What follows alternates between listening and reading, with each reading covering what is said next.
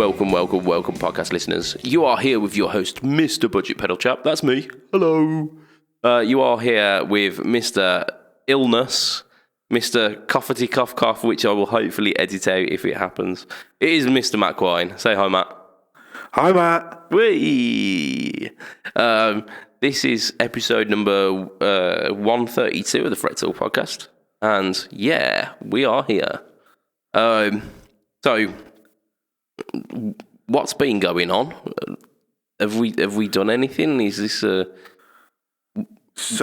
is the last cast we recorded was the night before my first gig with the second band.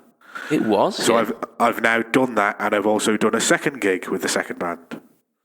You don't hang about, do you? Absolutely not. No. Both went really well. The first one was a charity do, so there was like a quiz beforehand, and then we were on. And yeah, like it went pretty well. We only did about an hour and 20 minutes, which was kind of a nice way to kind of break yourself into doing your first gig. Yeah, we did a lot of we basically cut anything in the set that wasn't a get you up and dancing number. So there was quite a lot of rock and roll. There was quite a lot of like sort of upbeat numbers and a couple of sort of like modern indie stuff. And yeah, we did an hour and 20 minutes and went really well. People afterwards was like fairly positive about us. There was a couple of things that we noticed, like because we're not very good at getting all the way through a song. Like we play a song all the way through, and then we'll go, right, we need to work on this bit and this bit, and it just meant that every fourth or fifth song, when we get to the end of it, we were just kind of like, where do we finish? Oh shit, we haven't done the end of this since we first played it like 5 months ago. Oh shit. That was one thing that we definitely when we were doing the sound check for the next gig, we were like, let's work on the end of the songs. Yeah. There was an AC/DC tribute that I always used to say, and I think they pulled their cues from AC/DC themselves. But essentially, the end of every song was the same. It was like holding the 4 chord. Angus then jumps onto the drum riser, jumps up 5 chord, like him bobbing around, doing whatever, and then big for the 1 chord. Which I thought was it makes things incredibly simple. But yeah, it become very predictable. It was like, very repetitive. Yeah, this is definitely the end of the song. He's on the drum riser. Yep, that's the 5 chord. Yep. And with AC/DC as well, you know that their songs don't tend to be the most harmonically complex as well. So 1, 4, and 5 is pretty much what you're getting. Occasionally, you'll get maybe like a flat 7, or maybe like a slash chord as well. Yeah, it's all about the riffs with DC there, isn't it? Yeah, it's all about the riffs, and the rhythm is just there to keep everything else in check. Yeah, it's like just like a steam train, isn't it? Malcolm's playing just constant, and it's the big thing that's making your head bob. You don't realise it until like if you took it away from the record, you'd notice how bare that mix would be without the like him and the bassist locking, amazing. Yeah. So first gig, you noticed that there was a slight couple of issues which we did work on for the next gig, which went a lot better. We didn't have the same kind of like nobody was sure when to finish songs. We didn't have that, so that went really well. It was a private gig for some guys, I think 50th birthday party, but I can't remember. The bassist knew him anyway. Again, really good feedback. We did pretty much 2 hours worth of stuff, so that was quite a bit more than the first gig. Had a 10-minute break in the middle, but yeah, it went really well. Happy with the sound. So we bought a new desk as a band because their old one had died and they were borrowing their former singers who's no longer with them. We bought a new desk. So for the first 2 gigs, it was basically a case of let's try and work out how this works. And we got there in the end, which was fine. It took a little bit of time. Yeah. How was the guitar mix? Because he was using the Cabernet and you were using the Variax, was you? Yeah. So for the first gig he did, and the second gig he actually used my Les Paul for the second half of the set. And again, yeah, the mix was good. We were both volume way down on stage. Both of us using identical microphones, so I was using the one that I'm talking into now. He's got one the same as this. Oh, nice. So it was that hanging over the top of the cabs, and we were using more of the PA volume than actual amp volume. The amp was literally just, for me anyway, it was my monitor on stage. Yeah. He actually had a monitor on stage, so he might have even been a little bit quieter than me, but certainly out front, the mix kind of sat well. I spent probably a good 40 minutes whilst we were going through stuff, just stood out front, because obviously I'm running a wireless system and it's easy for me to do, just trying to get the mix right, which I think I did. We got a load of positive feedback again. I think we've got a couple of bookings for more gigs from that gig as well. So, yeah, it's gone well. I mean, that's the kind of positive feedback you want, isn't it? Yeah. Yeah, absolutely. If people are trying to get you to come and play other stuff, you know that it's gone well. Yeah. And did you manage to sort the Variax controls to be able to switch in that song, or did you? I didn't. I went with the difficulty of just doing the movement that I was already there for. I do need to bring the Variax in and plug it in to my computer so that I can do this. I just haven't got around to it yet. Yeah, I know exactly the feeling. I know exactly that feeling. And the other thing I didn't mention about the gig is obviously I'm using the Variax to change guitars quite a lot. What I didn't remember to do was unplug the Variax after sound check on the second gig. Oh, you dickhead.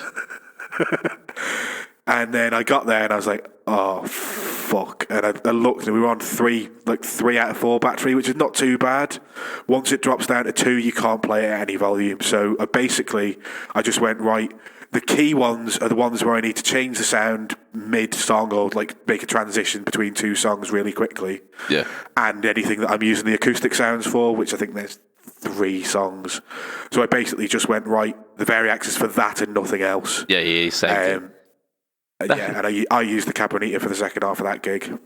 Oh, nice. Yeah, the 2 songs that I was using electric sounds on, I do have a solo at the end of one of them, and even on, I think it just dropped down to 2 bars of battery, and the problem is it's trying so hard to pick up what the strings are on a lower battery. Yeah. You just get a constant whine. If you're not playing the strings, you're just getting constant feedback, which is the one criticism I've got of the Variax. Yeah. But that's my fault for not unplugging it after sound check and leaving it plugged in for 3 hours. Yeah. I mean, there are ways around it, and you can have certain units that power the Variax through the L6 link. Like the Helixes, they've got a power for it in the pods and stuff like that. But for the sake of that, it's just a live and learn kind of thing, isn't it? Yeah, it was totally my fault. It's nothing to do with the guitar or anything else. It was just my sheer forgetfulness. It happens. I know that at this point Stuart will be old man at clouding us. Because he really doesn't like the Variax. And I don't know why. But he really doesn't like the Variax. Yeah, so I guess I've done some stuff this week. In fact, actually, before I do, it's that time of week to mention our new patronisers. Yeah, you pointed out that I was calling them Patreons last week, which is the company. They should be called patrons. So we've got our chap Underflute, who's been on this cast before actually, and Everything Joseph who've signed up this week. So like air high five to you guys. Just as a little courtesy, these guys are quite busy recently actually. Underflute has teamed up with JSA and has been releasing a few JSA Underflute collaboration pedals. The Little Treble Maker is one of them. And there's one that's coming up as well, which is called the Moxie Drive, which is, I think, it's based around the Toddy. It might not be, but it looks a real similar layout to that. So that and they look amazing. He released a video on his Instagram, or he might not have. Maybe he didn't. I think he did. Yeah, I'm almost certain he did. And if not, don't mean to break the embargo. But should you not maybe like check with him after this cast and maybe cut that bit out if there is an embargo? Nah, it'd be fine. It's a bit where he's showing the finishing process of how he finishes these, and he covers the top in this like clear resin. Have you ever seen those YouTube videos that are like 10 minutes of therapeutic things happening, where it's like machines cutting things in like perfect lines, perfect ways and stuff. Yeah, it's a bit like that, where you see this kind of resin just kind of slowly ooze onto the pedal. Oh, it's amazing. I'm gonna have to find his secrets because I want to be able to do that. So yeah, I mean, Underfluke's he's doing some amazing things at the moment, and Everything Joseph, aka the Joe who we raced to the news. Spoilers this week, Joe. You are going to win. Yeah, so Joe's actually been releasing some new music, which is pretty cool. I believe he's releasing an album of alternative love songs, which it's a very interesting concept, because he's for those who do know his stuff, he's very metal, very metal. In fact, he's done Budget Pedal Chap Takeover on the Budget Pedal Chap channel, where he's done some metally stuff. So check that out. Check out his channel. Check out Underfluke's channel. And thank you both guys for patronising. Yeah, thanks very much for patronising us. That's it. So yeah, I've done some stuff this week. I have done a fair bunch of No Talk All Tones.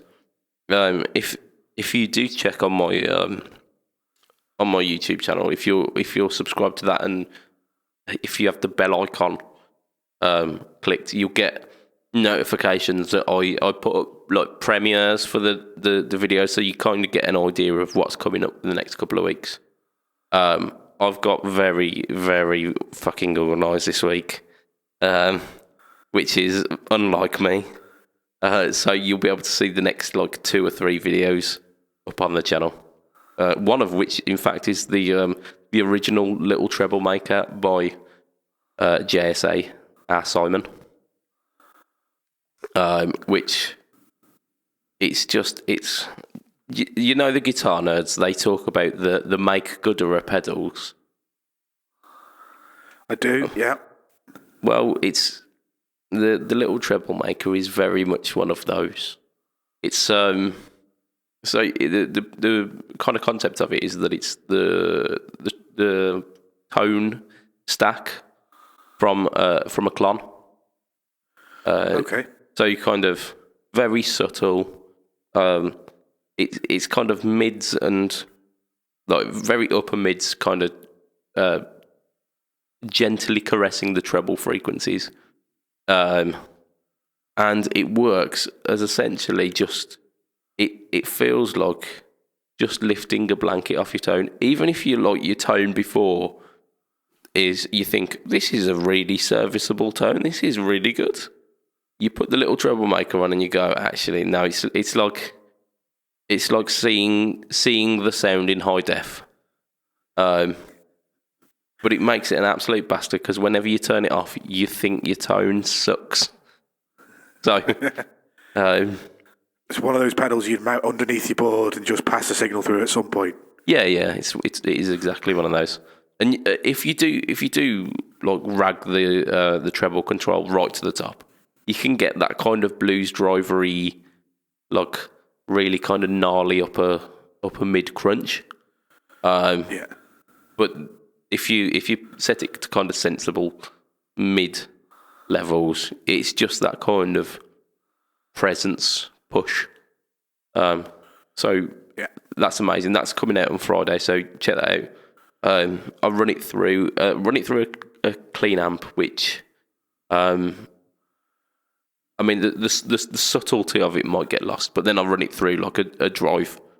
In fact, it's the drive channel on the amp, and you get the idea. Then you get the idea of exactly why you'd want to use it all the time. So there's that. I think I mentioned on the last podcast we did the first live one of the year. I mentioned the Jed's Devi Ever inspired pedal, which is just bloody mental, with the texture control rather than a fuzz control. And then I think I've got one more coming up, but what is it? Don't know. I don't know either. The little treble maker, is that the one that's already out by the time this cast is out? The little treble maker's well been out.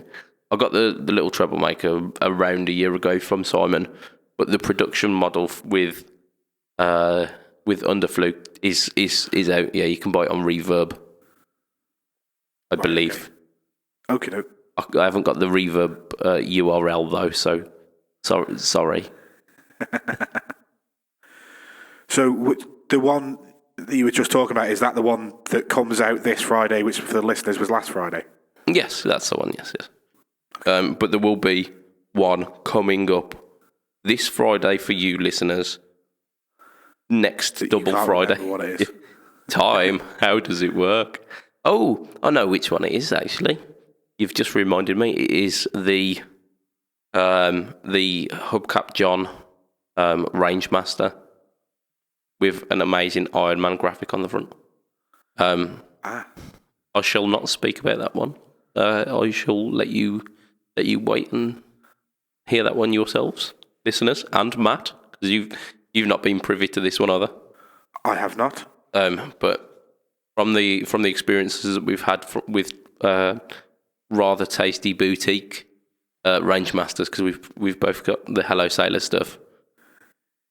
Rangemasters are fun. Yep, absolutely. And so we shall head into the actual cast. So we had a little bit of a chat after our last cast, because there was some really good feedback on our kind of beginner's guide thing, weren't there? Yep. Actually, the singer of the new band actually listened to the podcast as well, which is, I didn't expect him to. I'd mentioned that I did it and thought nothing of it. Yeah. I just used this question because I thought it was quite interesting to talk about, and he actually listened to the cast and enjoyed what he heard. What a ledge! So welcome to singer guy, if you're still listening. His name's Lorcan. His name's what? Lorcan. Lorcan. Lorcan, yes, he's Irish. That's a name and a half. And if it's Irish, it's going to be spelt with G's and O's, and there'll be an apostrophe. His surname is full of those, but his first name is spelled pretty much how it sounds, I think. Good. So we were inspired by some kind of beginner's guide stuff. So I was having to think about what kind of things you'd want want to think about as a beginner. And once you've got your guitar sorted, the next obvious step is the amp. No, it's not. It's pedals. Always pedals. I mean, especially for the guy who's singing in my band who can borrow an amp. There you go. Can't really borrow my pedal board when I'm using it, so yeah, pedals. Yeah, step back. You can't borrow the pedal. So I figured we'd do a little segment on kind of if we were starting to kind of look at some pedals to get a broad sense of what pedals are about. Where would we start if we were to do it now?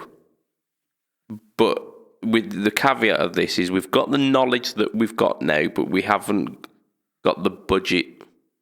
So we're looking at like beginner budget. So like I'd say nothing more than about 50 odd quid a pedal. Yeah, that makes sense. And I was thinking kind of 3 pedals, and being a beginner, I'm thinking 3 kind of staple drives. Where would you be looking at to show like the broad spectrum of drives? I guess for me, the first thing I'd think of is something like a soul food, or along those lines, as something that is a cheap, lighter drive would be my first kind of thing. You know, something that's going to give you your crunch sound after you. So you've got your clean sound is your amp, and you want something that's going to be your crunch rhythm sound. Yeah. Okay. I mean, the soul food would be a pretty tasty one. You'd probably have to go the used market for under 50, but you can, like, all day, every day, you can get one for under 50 quid. I was going to go something very similar, but I was going to go for a Tube Screamer inspired. So either the Joyo Vintage Overdrive, which is a pretty nice PS9 copy. I think it is anyway. Or you can get a Tube Screamer Mini for around that used. So either of those would be my kind of go-to, especially if that first guitar that you happen to have is a Strat, because Tube Screamers love Strats. They do. I'm not sure that I'd use a Tube Screamer into a clean sound, though. I don't particularly like the sound of a Tube Screamer just as your kind of drive. I like them as boosts. I really like them as boosts, but like as your first sound after a clean, I'm not sure they're my favourites. Yeah. But even if I'm not using it as as the main crunch sound, I could use it as a boost, and that's a very serviceable boost. I think for my main boost, I would be looking at something OCD flavoured. You're not getting an OCD for less than about 70. 90 to 100. Yeah. I mean, on the used market, 70. I think they're brand new. You could get them for around 90. I think they're back up to about 120-ish now. They were 120 the last time I saw them new. Yeah. So, I mean, you're very much expecting the OCD to be around. Out of your budget. Yeah, it's to be just out the. I mean, you could potentially get like a really battered one, but no. Look, we're not expecting kind of Christmas miracles here, so I'm reluctant to say the Ultimate Drive by Duo, because I mean it's on the same series as the Vintage Overdrive, and I don't think it does the OCD thing as well as the Vintage Overdrive does it. Does the Tube Screamer thing. I think, you know what, I'm going to go for the Dark Matter by TC, because that's kind of OCD inspired, can get you from kind of lower crunch to some. I don't tend to like the sound once it's pushed past kind of 2/3 gain, because it saturates a bit too much. But it's still there. It's still usable. It's just my preference. So I think I'd go for a Dark Matter as my second one. How about yourself? I haven't got a clue. I'm just thinking, and I don't think I've looked at cheap drive pedals in maybe 6 years. And I don't know what's still on the market and what's gone. And I also, looking at all of the drive pedals I look at, the OCD is probably the heaviest drive I've ever sort of owned. Yeah. I'm not really into distortion or sort of heavy drives. I don't mind some of the earlier run Boss stuff like the DS1, but I'm not sure that it's...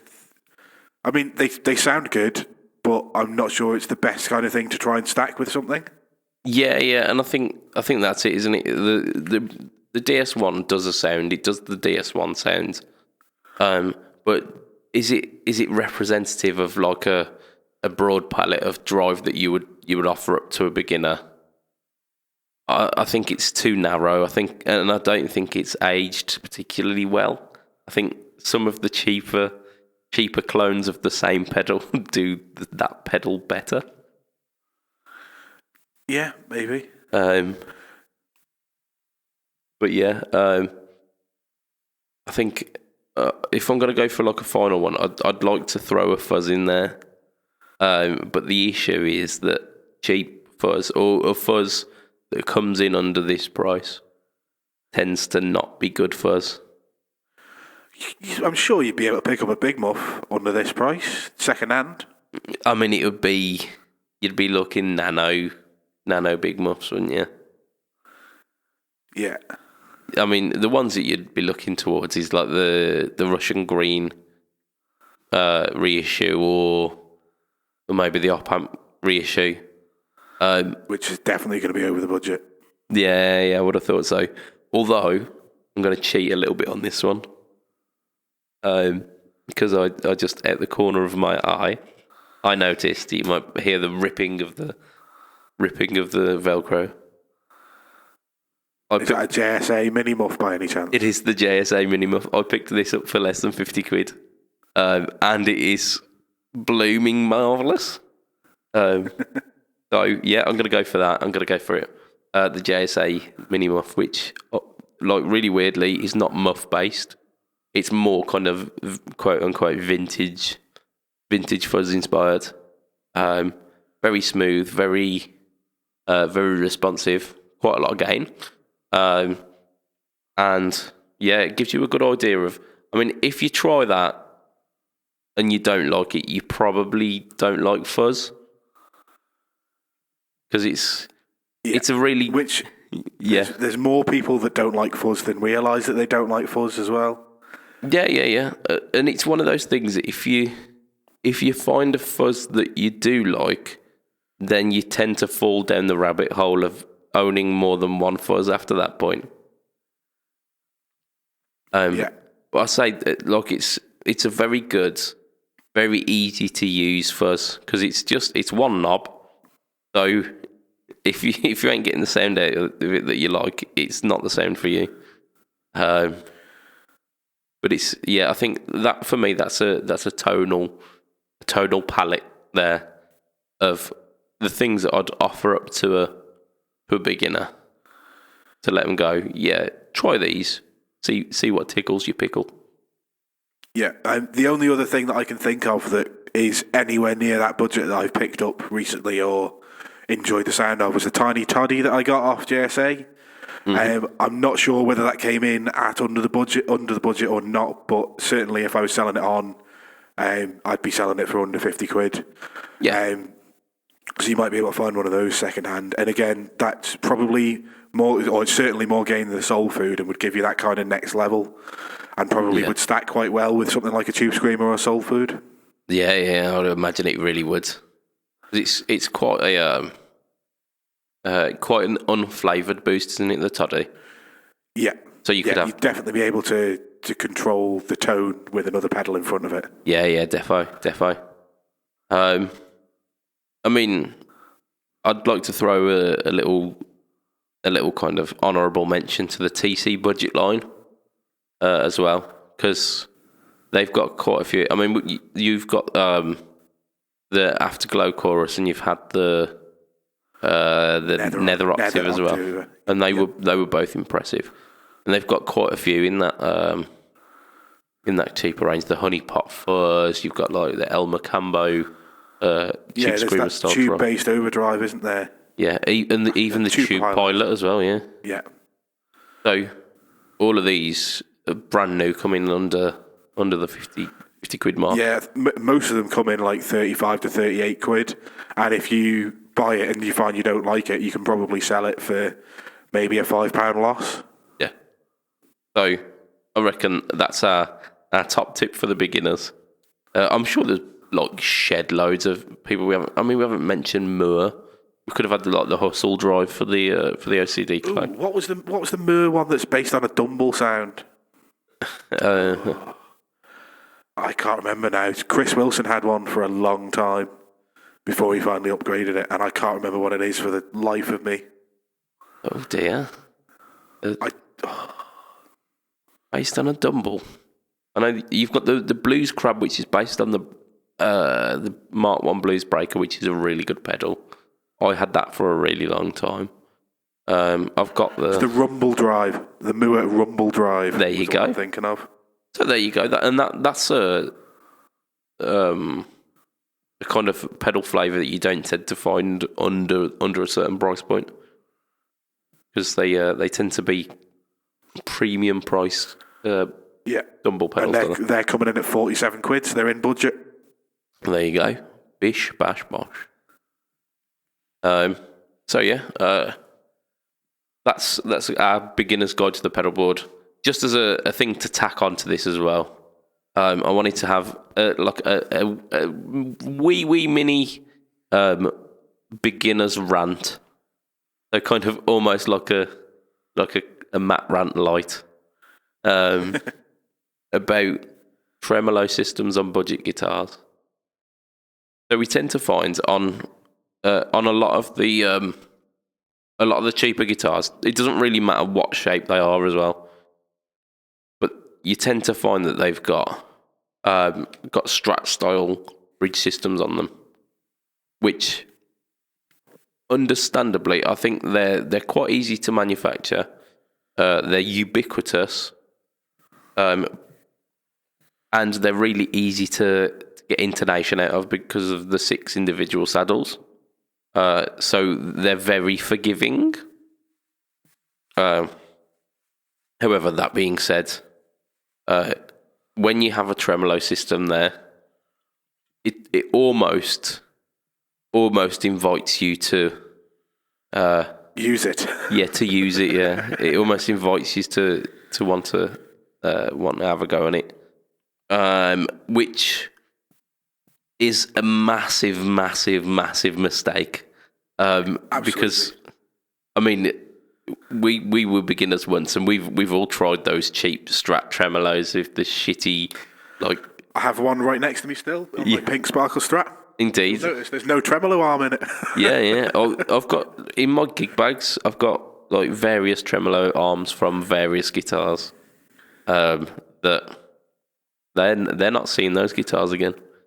Well, I mean, my Variax has a 2-point trem system, and it's one of the James Tylers, so it's more expensive model than the standard Line 6 ones. That is still in the sort of hard soft case that came with the guitar. Yeah, I've never touched the tremolo arm on that. I'm not interested. Even on more expensive guitars, yes, they work. They stay in tune better. I don't want to risk it. If I'm playing live and I don't notice that I've gone out of tune because I can't quite hear myself in the mix, and it's starting to piss people off out in front, I don't want that I don't want to have that option to happen. Yeah, and I think this is the issue that you have putting trem systems on cheap guitars, because both you and me have this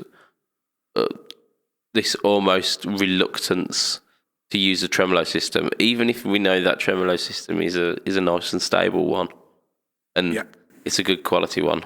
we've got the experience of all the tremolo systems that you touched within the first 5 years of playing guitar. You like some of them you would just need to look at, and then your guitar would be horrendously out of tune. Yeah, I mean, my first guitar was a Yamaha G10, an Ibanez G10 from their like starter pack system. Yeah. Had a Strat style trem system on it.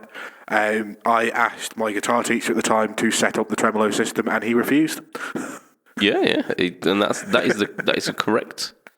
Correct. It is exactly the correct result. He just went, "That's no, just don't." Like if you get good enough that you want to spend money on a guitar, I will absolutely set up a tremolo system for you. Not on a cheap guitar. It's not worth it. Yeah, and he's a man worth his years, isn't he? Absolutely, yeah. Like, in fact, I think I did get it set up on my Yamaha Pacifica, and surprisingly for the budget range that they're in, it's not too bad on a Pacifica. Yeah, I've heard that they're all right, actually. But yeah, like I soon decided like I'd had them set up by people I've bought Squier Strats off, and yeah, just realised early on that trem systems on cheap end guitars just might as well not be there. Yeah, and even on expensive guitars, you need to be lubing every moving joint and every point of friction on that for that tremolo system to work. Yeah, absolutely. Because I've got an 80s Ibanez kicking around somewhere, and that's a decent tremolo system, and the tuning pegs are nice, and the nut is cut fine. Even that, if you wiggle the tremolo system and it's not properly lubed, it'll knock certain strings ever so slightly sharp or flat. It'll bind them, and no one needs that in their life. No. So yeah, beginners, don't touch your tremolo systems. Treat them as hardtails. Pretend that they haven't got a slot for the whammy bar, and do yourself a service. And in fact, what you really want to do is do what I've done with this Pink Sparkle Strat. Stick 2 extra springs in it and like tighten it as much as possible, so it's literally the bridge is welded to the body. Yeah, I mean, I tend to bring the claws as close as I can to the body, so that it removes that option. We've got a return of a segment before we tackle what will be the news in the last 5 minutes.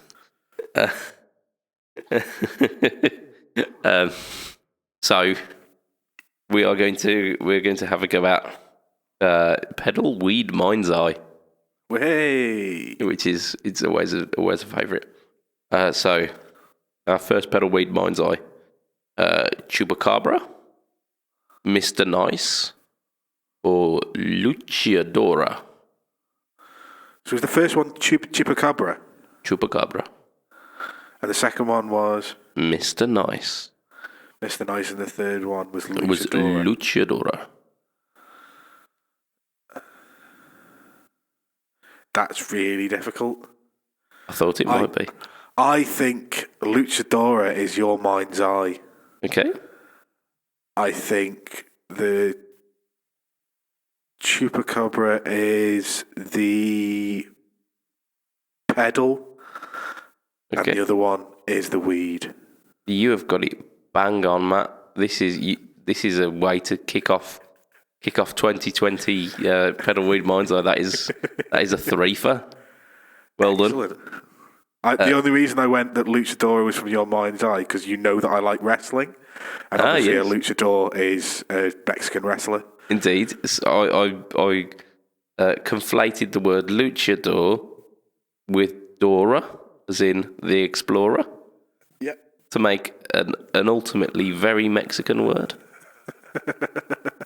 But it was too Mexican. So what was what is that pedal, the Chupacabra? I haven't a clue. Not a clue. I know it's a pedal. I know it exists. I saw it on a website. Mr Nice is the weed, yeah. So, second one. Black Diamond, Heaven Seed, High Road. So, Black Diamond, Heaven's Seed, High Road.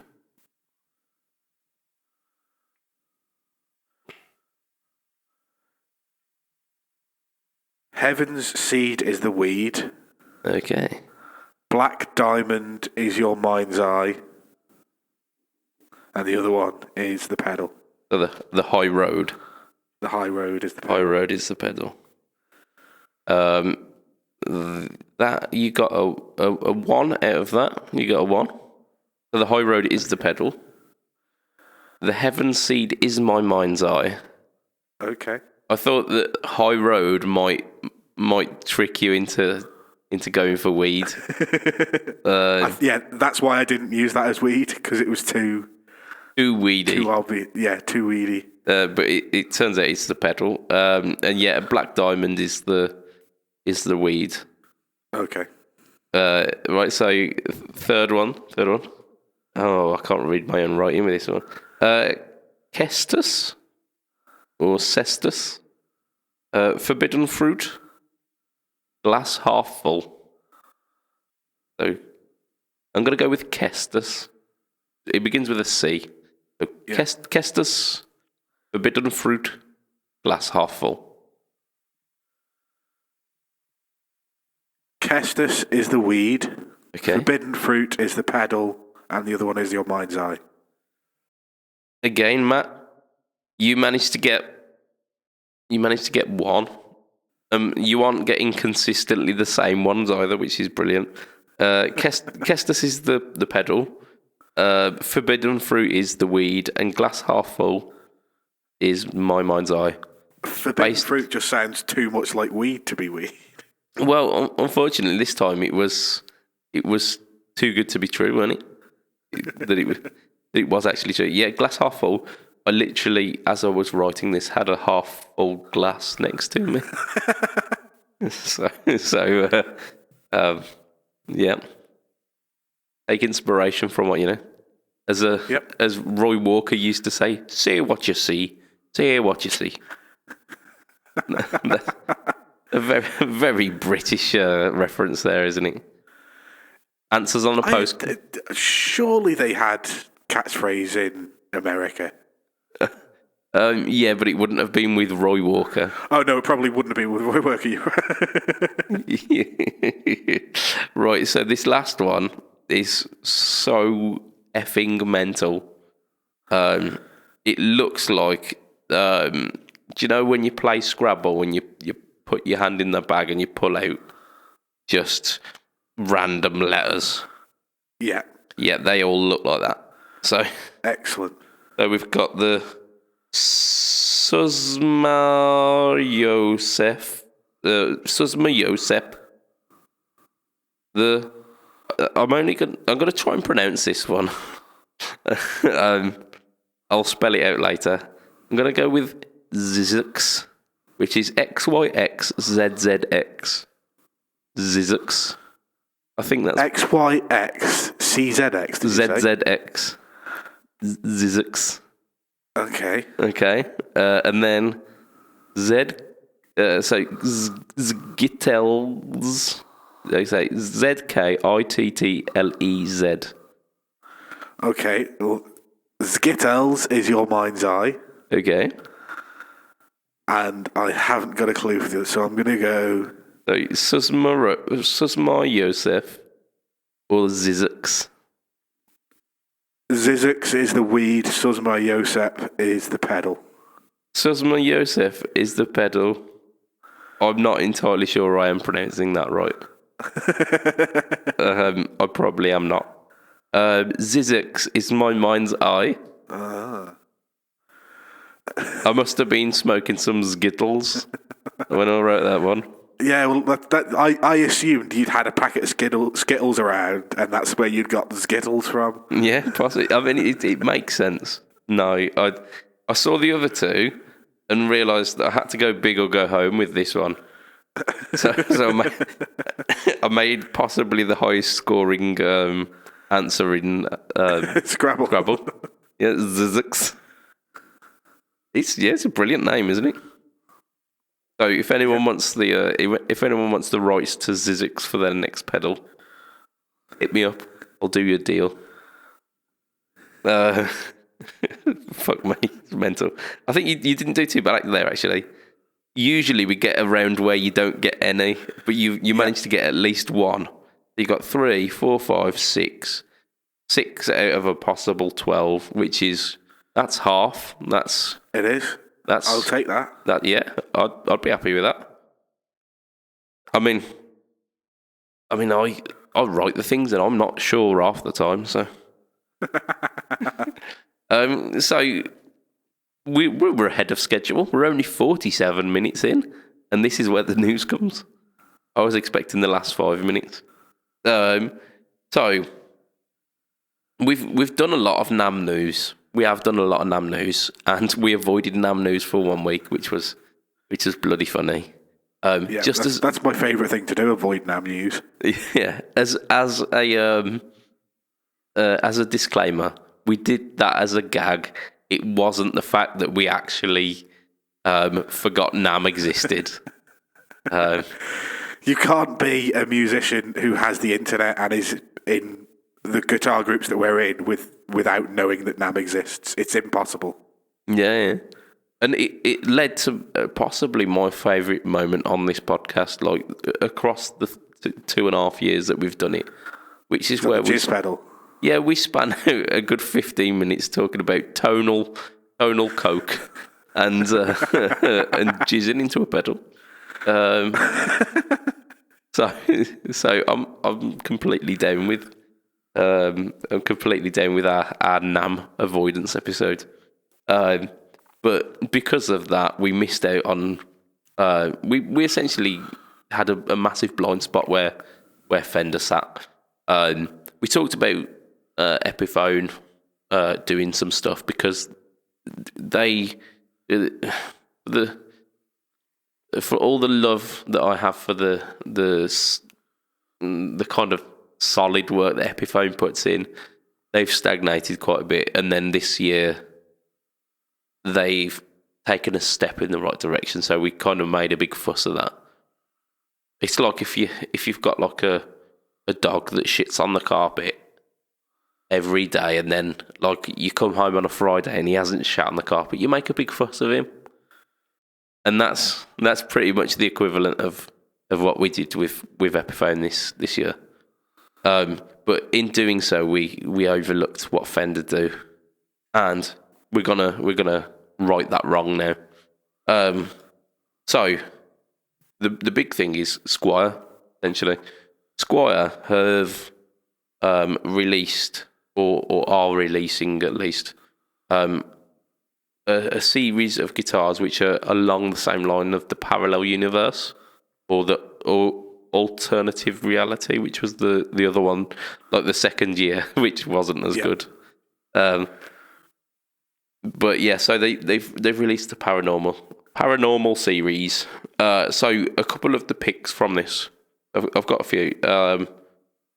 We've got the Supersonic, which is I believe they were existing guitars, but it kind of like surfy offset kind of thing. Two humbuckers, Strat style trem again, Strat style trem. Fuck's sake. But like two humbuckers, and they're not like two straight humbuckers. One of them's on the piss, which makes it look a little bit quirky as well. Have you got the picture up? I do on my phone. Let me on my phone. They've got two colours of them, haven't they? They do. Squier Paranormal. That's it. Which one are we on about? The one with the slanty humbucker? Yeah, on the piss humbuckers. Oh, my phone's just dropped off the bloody Wi-Fi. It's all right. I'm going to go with blue and silver. Correct me if I'm wrong. Go in the Fret Talk podcast group and correct me if I'm wrong, because I probably am. There's the Tornado as well, which is a slightly fatter looking offset. So another offset, but like slightly fatter looking. Quite frankly, looks wank. Do you mean the Tornado? Tornado, yes, of course, yeah. Not a tornado. Or yeah, okay. So another dual humbucker one. This is slightly more uniform looking humbuckers. I think they're covered humbuckers as well. They are. So the pictures have just reloaded on my phone. Wait. It was a dark green and a light blue for the Supersonics, and then it's a black and a blue.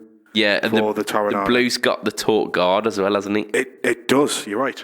But even that can't save it because it still looks wank. But it's a bit kind of less poorly in the fact that it's got two volume, two tone as well. We've got the offset telly, which this is an absolutely massive thing for the Squier range because we were talking about it just before the cast. The offset telly has been like a staple in the kind of the DIY make your own guitar kind of warm-up project as well.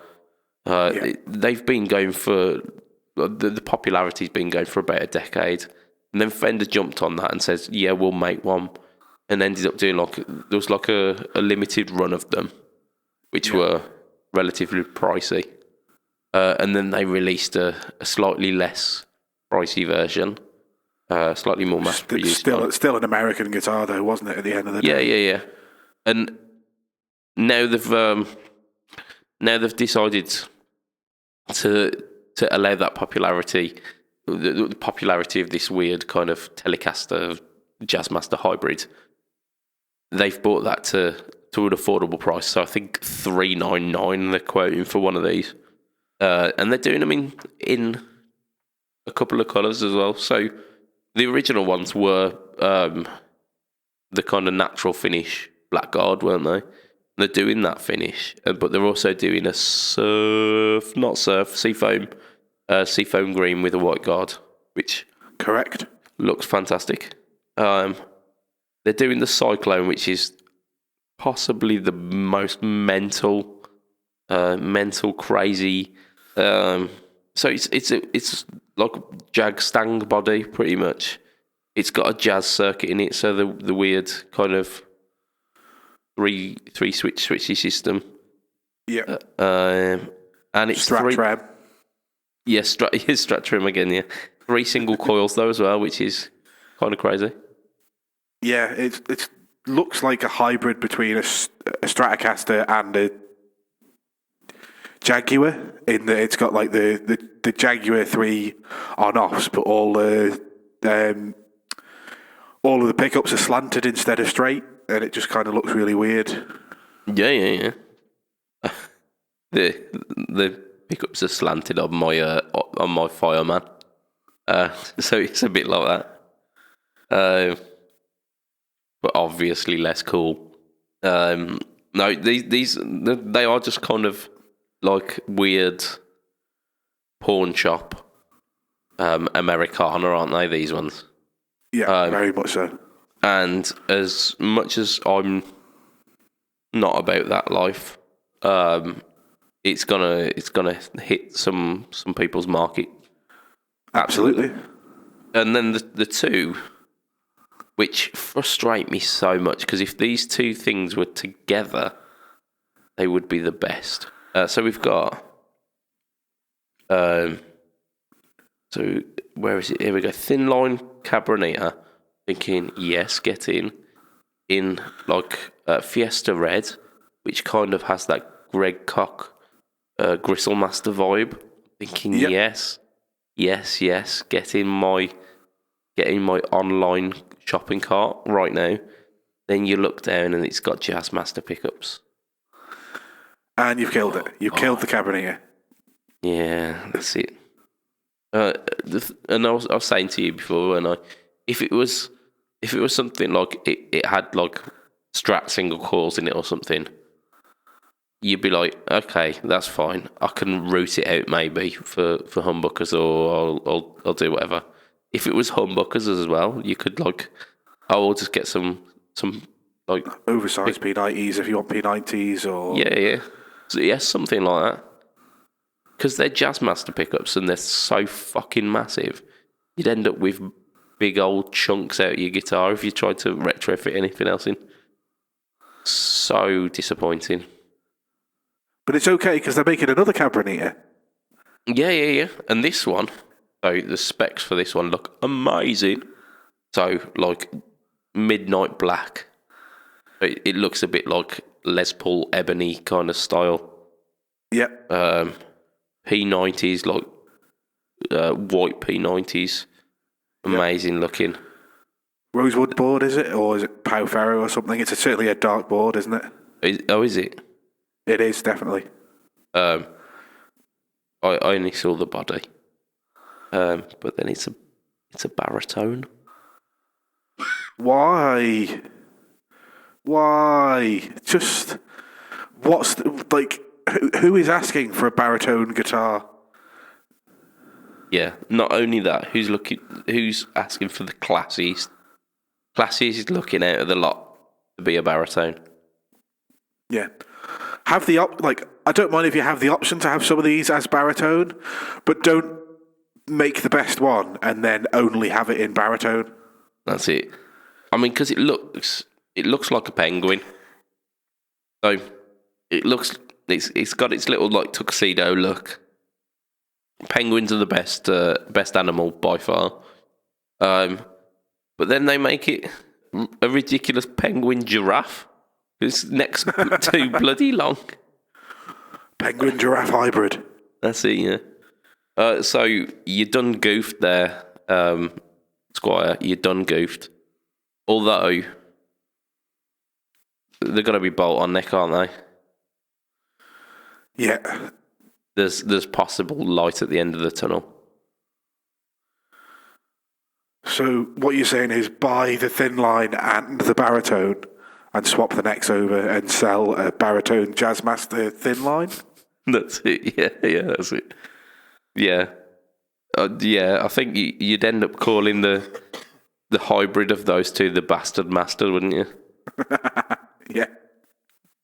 Absolutely. Yep. So, I mean, that's pretty cool.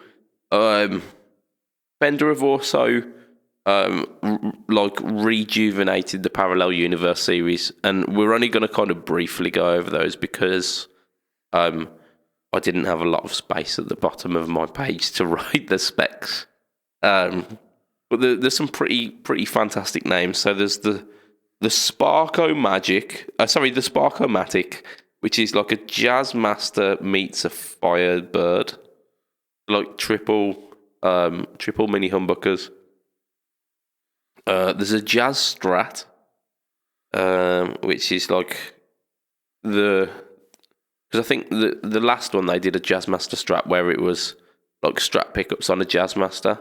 This is Jazzmaster pickups on a Strat, and then they've done the Strat Jazz Deluxe, which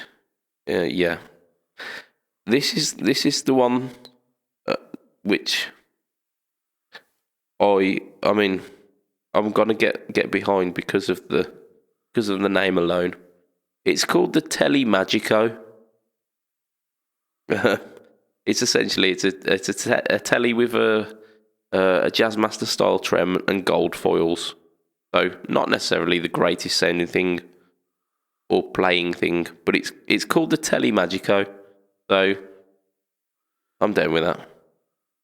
We've got the Uptown Strat, which is like a blingy looking Strat, and then the Troublemaker Telly was a bit of a runaway success when it was a big fuck you Gibson. Yeah, and they're back. the Troublemakers are back, so they're doing like the Black Beauty. Yeah, but in a Troublemaker Telly, so it's called the Troublemaker Deluxe Bigsby. Three humbuckers and a Bigsby gold appointments as well in black. So it's the essentially like Jimmy Page's triple pickup Les Paul Custom. Are you sure that's what it's called? Because according to Gear for Music, it's called the Troublemaker Custom. Well, this, yeah, I've got deluxe big, but it might be called the Custom. Who knows? Is it that one? I don't know whether you can see that. The triple black, triple pickup telly black with gold humbuckers and a gold Bigsby. Yeah, looks about right. It's price and half on that as well, isn't it? Fucking yeah, and that's not even the most expensive one. But yeah, and there's a final one which is the Troublemaker Deluxe, which is I can't remember what sets that aside, but it's essentially like another Troublemaker telly, which I mean I was always down with the parallel universe stuff. I think Fender have got that kind of, they've got the normal guitars sorted. They've got their normal series. It's all good. If you want a normal, safe, boring, normal, I said normal twice, but that's because it's so normal. If you want a normal guitar, you go to the standard range. But then, if you want something a little batshit crazy, they've got you. They've got your back. They have got your back. They absolutely do. Did you mention in there the Maverick Dorado from the Parallel Universe series? The what? Maverick Dorado. It was the first thing that came up when I googled Parallel Universe 2. He sounds like a really fun chap to be around. So I'll just show you a picture, or show you a picture if I can. Oh dear! It's got that weird hockey stick headstock thing. Yeah, what the hell is that? You remember from last year? It's almost like a Jaguar style body. You know, with the metal plate for where the controls are. It's got a Bigsby on it. It's got hybrid pickups that are like half TV Jones and half gold foil. Oh Looks dear, really God. weird. Like one of the it's that style. It's the TV Joe style, but one side has the pole pieces and the other side has like a gold bar. Nice. So I have no idea what the fuck they are. Yeah. But that's even more expensive than the other ones. Yeah, I think they're probably gonna stay on the shelves for a while. I think they might do. But like I say, there's the normal guitars. Fender have got you covered. They have got Strats. They have got tellies. They've got Strats in all different configurations and all different price points. They've got tellies. They're even doing offsets and whatnot all through the range. It's all good. Just before we wrap the podcast up, I'd like to add a little balance to this because we are filleting on Fender somewhat hard this week. They have also released the HM Strat, which is the heavy metal Strat, or back in the late 80s, which was branded, and it just had on the headstock the Strat. So they've re-released these in some gaudy colours. I think I've seen a yellow one, I've seen a pink one, I've seen a fluorescent bluish colour. There's also a white one. There is and from people who were around when these were a thing, they said they weren't popular the first time. So yeah, I mean, you might be swinging a miss here, Fender. And like, if you're thinking towards like that kind of modern super Strat, Charvel have pretty much got it sorted, haven't they, these days with the... Don't Fender own Charvel as well? Yeah, probably, yeah.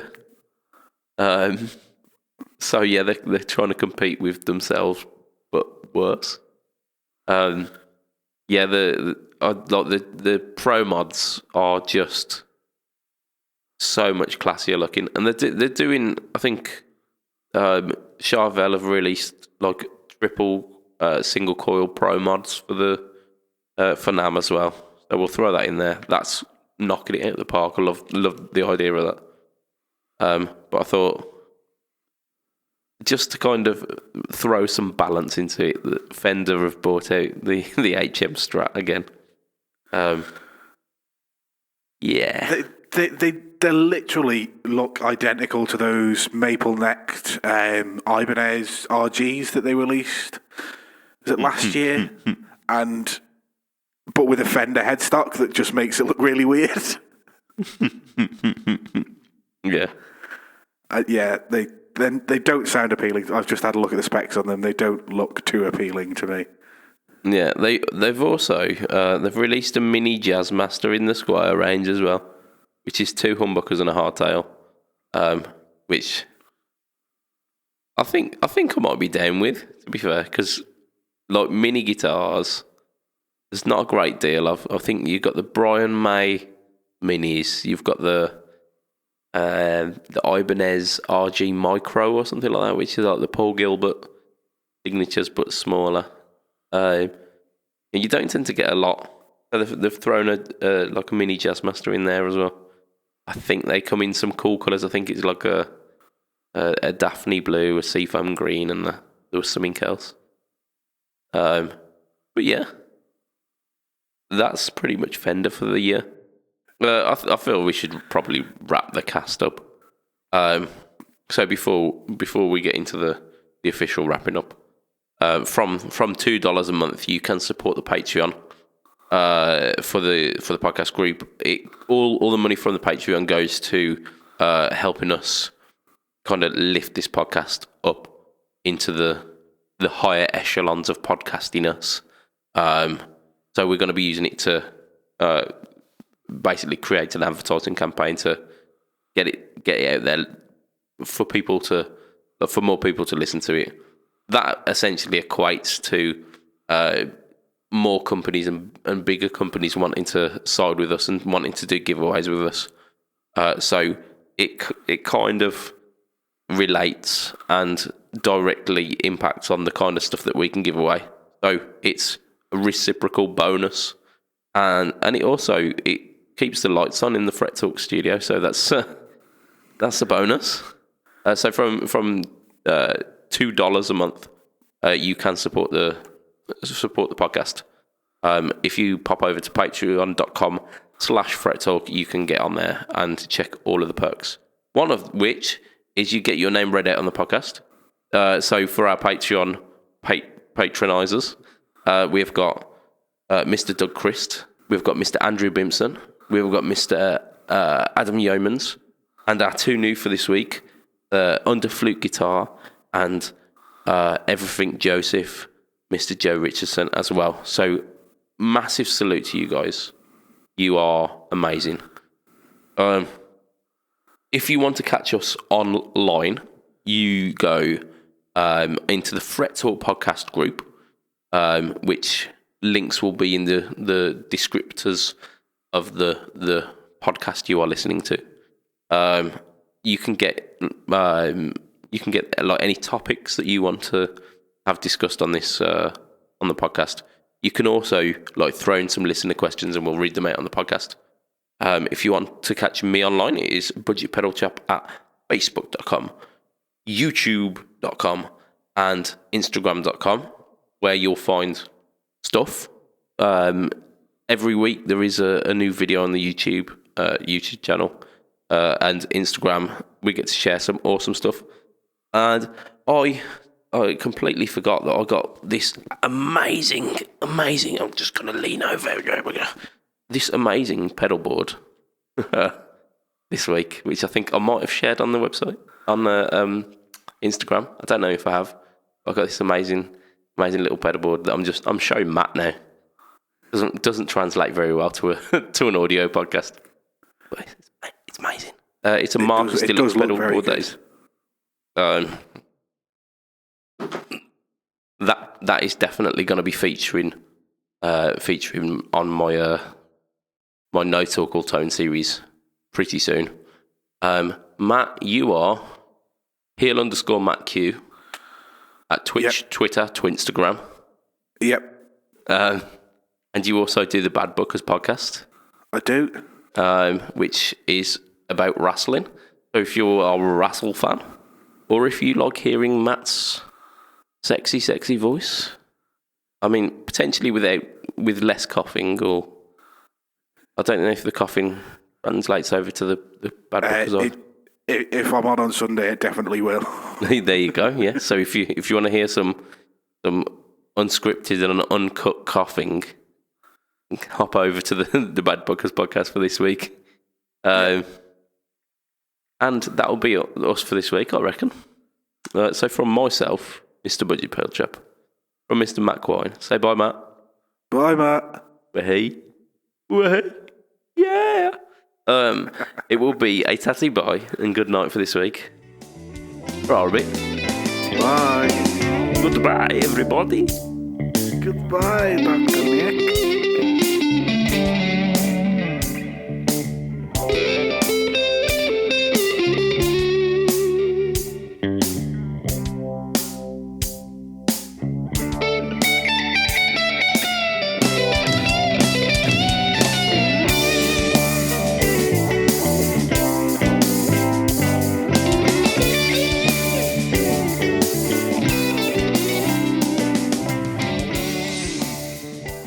No.